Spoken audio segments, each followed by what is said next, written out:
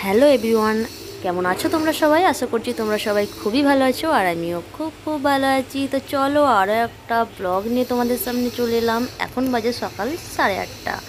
তো দেখো, আমি তো প্রতি শনিবার কালীবাড়ি যাই। তো তোমাদেরকে আমি তো কালীবাড়ির মন্দিরটা আগের বারে আমি তোমাদেরকে শেয়ার করেছিলাম, গঙ্গাটা শেয়ার করেছিলাম, কিন্তু এখন আমি তোমাদেরকে শেয়ার করতে চলেছি যে আমি কোথা থেকে কোথা দিয়ে আমি মায়ের কাছে পৌঁছাই, সেই রাস্তাগুলি তোমাদের কাছে একটু একটু করে শেয়ার করতে চলেছি।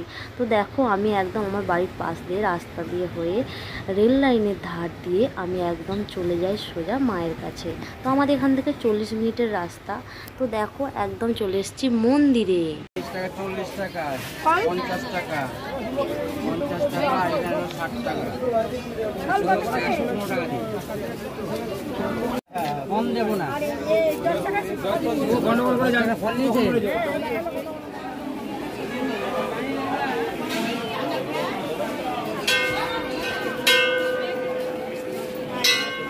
কয়।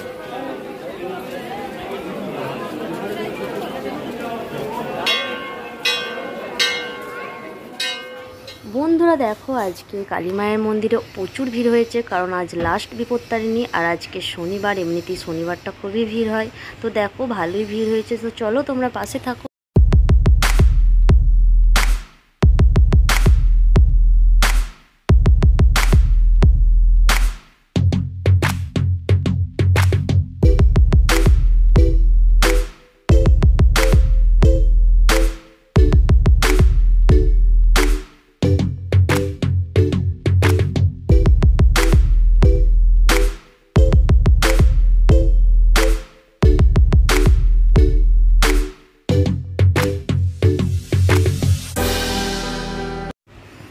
আর চলে এলাম আমরা বাজারের ভেতর দিয়ে আমরা বেরিয়ে এলাম মায়ের কাছ থেকে।